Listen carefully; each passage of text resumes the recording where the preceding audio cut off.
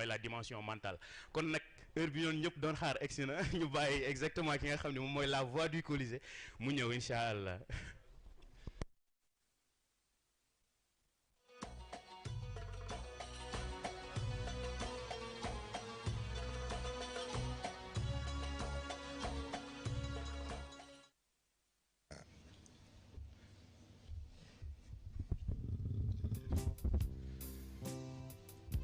asalaamaaleykum wa rahmatullahi taala wa barakaatu. ñu ngi nuyu ñëpp di ziar ñëpp di masaw ñëpp xam naa ñu ngi doon wax kan moo dàqale ndogu waaye dafa mel ne ndogu ñëpp neex sant yàlla rek xam naa tey moom man maa am problème. ndax yàlla xam na ni question yi ni mu intéressant rek exposé yi ni mu intéressant rek li ngay bëgg a indi yëpp sax du fi xaj kon nag xanaa ñu xool rek lu mën a nekk xanaa xëy na fi may njëkkee mooy il faut faire la différence diggante conscience ak conscient inconscience ak inconscient bokkul parce que tey ñi boo ne inconscience wala conscience état la état d'inconscience la ñuy wax wala état de conscience la ñuy wax par contre ci cadre conscience dafay amaat beneen troisième sens asafla beneen second sens te mooy genre système de confirmation la ci nit kon conscient mooy entité mentale inconscient di entité mentale bi ko opposé subconscient nekk ci digg bi archiviste la lu nit am ci information moo xam lu mu dégg la lu mu gis la wala luñ ko wax la wala yu mel noonu loolu yëpp lay boole stocké loolu rôle subconscient moo tax fiitewul fenn waaye xam nga li ci intéressant mooy ñu ngi tudd sànq intellect mémoire ak yooyu yëpp gis nga c'est extraordinaire xam nga wolof lan moo tax ñuy wax baatu ñaari xel lan moo tax baatu ñaari xel am bu fekkee nit xel mooy nit mais kon ñaari xel kon léegi fu ñu koy teg c'est très intéressant parce que bu ñu nee conscient pour comprendre ko c'est simple moo dajale lépp luy jikko ji nga xam ni dafa war a jëmale nit kanam lépp luy tabax moo tax conscient habitude bu altruiste la am moom defara ko yitteel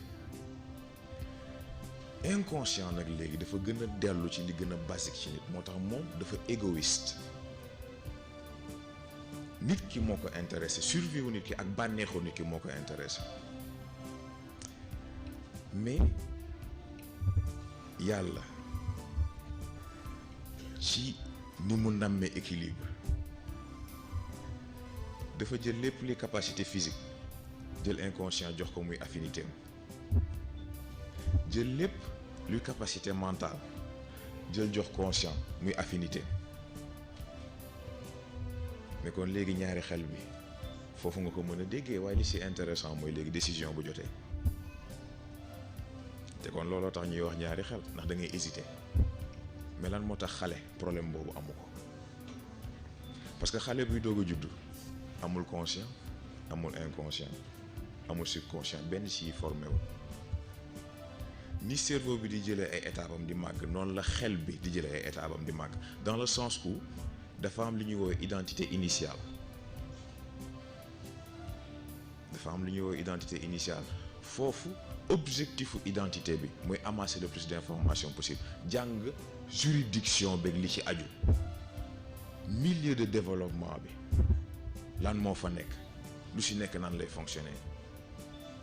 mais kon lan moo tax nit du ko màggee parce que identité initiale ni muy fonctionner capacité d'analyse bi xale di am ni mu mën a garder information ni mu ko mën a fàttali ko mu yomb ko c'est parce que interférence amul xëccoo amul moo tax mu yomb ko mais ci développement il faut que loolu kase parce que sinon du mën a comprendre détails yu ndaw ndawaan yi fonctionnement société yu mel noonu foofu la ñuy dellu ci cadre personnalité parce que personnalité vitrine dong la te pire que ça personnalité ci nax sa bopp la dellu parce que bu ñu nee conscient ne inconscient bu ci nekk dafa am personnalité booy tabax ndax bu ci nekk dafa am identité bu fa nekk identité bi nga xam ne dafa dellu ci yow li centré ci yow li nga bëgg yow sa égoïsme yow sa survie yow ak identité bi nga xam ne dafa dellu ci liy jëriñ say morom ak li lay jëriñ yow li lay jëmale kanam c'est extraordinaire ce qui fait que léegi boo delluwaatee nag léegi ci identité initiale fracture il faut mu am xam nga ñu bëri sax ñoo koy seetlu xam nga indi yenn phénomènes yi ay crise de l'adolescence ak yu mel noonu c'est que dañoo bëgg généraliser le général la gis nga ku nekk ak fi sa développement di jaar ku nekk ak ni ngay fonctionner ku nekk ak ni ngay màggee xam nga damay jaarale sax ci question bu ñu posé sànq te mooy inni jaa'ilu fil ardi xalifa kan moo ko moom nit wala doomu aadama mais yàlla ba may wax kan la doon waxal ñëpp kon nit dugg na doomu aadama dugg na waaye doomu aadama daf ci am wala nit am ci wàllam te mooy doomu aadama moo war a def yitte ba mat nit kon nag foofu moom leçon boobu la ci moom defal yitte ba mat nit bi nga war a doon doogay doon xalifa gi gis nga moo tax baat yi di jafe dégg-dégg dafa am dégg am dégg-dégg mooy yow ni nga toll yow fi nga toll yow ni nga mel nga déggee noonu waaye dégg mooy dëgg gi ci yàlla dëxëñ nga mën ko génne loolu nag moo jafe ñu delluwaat ci xel ndax maa ngi commencé dugg ci cadre spiritualité tuuti bu ñu nee identité consciente identité inconsciente noonu la demee c'est-à-dire que bu ci nekk ak paramètre am bu ci nekk paramètres yooyu day tànn nag léegi nan la koy publicité nan la koy apporter par rapport ak ñeneen ñi muy amal affaire gannaaw loolu nag léegi fracture bu xasee ba am conscient fii inconscient fii subconscient fii ku ci nekk ak sa fonction mais mieux que ça ku ci nekk nag léegi volume bi ngay occupé dafay yokk parce que fekk fracture bi amul croissance su xel mënul am croissance boobu bi am fracture bi am mais ñaari xel bi nag fa lay dugg bokk parce que xale ñaari xel jafe na ko parce que moom identité initiale boobu moo koy permettre nag léegi mbir bi yomb ci moom mag lu mu gën a dem fekk defaatul réunion ñaari éléments yooyu dafay am problème mu choix tout le temps day naan lii laa bëgg a def am leneen lu koy naan est-ce que jar na nga dugg ci est-ce que wóor na est-ce que lii est-ce que lële mais gis nga li intéressant ci loolu mooy léegi yeneen composants yi nekk foofu intellect mémoire imagination ainsi de suite yii yëpp ay outils la ay composants la maanaam ay programme la yu nekk ci biir système d'exploitation xel wax ji nag mooy léegi kan mooy utilisateur bi ni ñu ko posé sànq mais lan moo tax ñuy wax intelligence artificielle c'est parce que intelligence naturelle am na intelligence artificielle est-ce que soxla na utilisateur déedéet mooy opérer boppam fautam problème am mooy dafa am ay limites de programmation waaye yàlla ci xarañam intelligence naturelle bi amul limite loolu nag mooy force su nit potentiel illimité boobu loolooy force su nit amul fu développement bi am amul fu xelam mën a yam amul fu yaramam mën a yam amul fu ruuxam mën a yam c'est extraordinaire moo tax nit lu jar a dégg la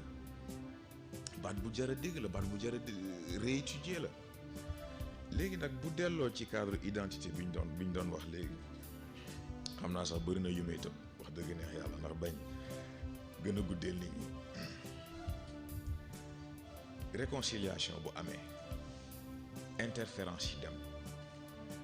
day duggaale ci question bi ñu posé sànq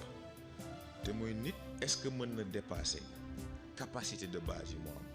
est-ce que xelam 10% boobu nga xam ni consciemment fa lay am est-ce que mën na ko romb bien sûr parce que ni muy demee nen la conscient inconscient fekk ñoo ngi xëccoo milieu bu stable amul pour nag léegi avancement mën a am day mel ni tey jii boo duggee ci cadre physique chimie boo jëlee nañ dugg ci cadre automobile ak ni oto di fonctionner oto lu moteur am bëri doole bu fekkul chaîne bi relier puissance su moteur bi ak tali bi bu fekkee parewul pour doole boobu day patiner waaye du dem fenn dana bëri saxaar moom waaye demul fenn gis nga nit même principe bi la identité absolue nag bu ko nit amee te mooy réconcilier conscient inconscient ak subconscient déjà ñett yi ñu àndaat dafa am lu muy régler te mooy nit ki naxatul boppam ci boppam naxatul boppam ci gëm ni moom nit ñee ko intéressé fekk réellement inconscient moo ko yore woon te kon boppam ko yitteel te mooy di nga xëy di defal say moroom yaakaar ne yow na nga ko def te yàlla tax fekk ni yow sensation bi nga yëg ci sa bopp ba nga ko defee moo la ci intéressé te mooy yëg ni naka yow yaa ngi def dara c'est très important wala nga xëy yaakaar ne yow da ngaa égoïste yow da nga sa bopp rek nga bàyyi xel fekk yàlla xam ne ni foo fekk sa morom defal nga ko loo xam ne yow xamoo nu mu toll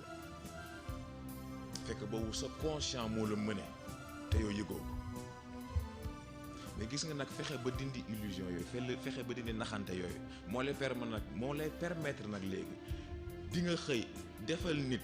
te dëgg-dëgg yàlla tax mais mieux que ça nangu sa morom defal la te yàlla tax parce que foofu nekkatu problème mu man lan laa yëg nekkatu problème man lan laa sentir dafa nekk problème mu dama ko def parce que xam naa ni lu ma war a def la dama ko def parce que dama yëg ni lu ma war a def la dama ko def ndax dama ko yéene li ñu yàlla boole moo tax waaye kon moom it man bu ma ko defalee foog ma nangu moom it mu defal ma ko c'est très important identité absolue nag yooyu yëpp lay régler illusion bi dootul am da ngay def face ak sa bopp gis sa bopp moo tax Colisée bi loolooy idée bi doo xeex ak kenn sa bopp ngay xeexal doo def face kenn sa bopp ngay def face pour nga mën a xam lan moo la bloqué lan moo la téye gis nga bu leen kenn nax évolution du problème mu man mag laa man xale laa mën naa lii wala mënuma lii gis nga nit lu mu mënul moo ko teg boppam nit lu mu deful moo ci téye boppam c'est aussi simple que ça nit fu mu mënti toll ak à n'importe quel palier de son évolution moom mooy décider fan la bëgg a dem moom mooy décider ba xam fii lay taxaw wala day jëm kanam c'est aussi simple que ça wax ji nag mooy ni ma ko yàgg a waxee choix la c'est un choix à faire yow yaay xool li nga bëgg lan lay jar boo xamee li muy jar nga xam lim la jaral bu la jaralee lu ëpp li muy jar di nga ko am te di nga desee ci bu la ko jarulee nag nga dëpp te xam ne doo ci jot noonu rek la toll xam naa liñ bëggoon indi yëpp sax indiwuñu ko waaye mercredi ngi fi vendredi ngi fi xam naa pour bañ a gën a guddal rek ak bañ a gën a guddil nit ñi xam naa ñu yemale ko foofu rek waaye def di domaine bu intéressant te domaine bu large bu ñu yàgg yitteel moo tax sant yàlla rek wasalaamaaleykum wa rahmatullah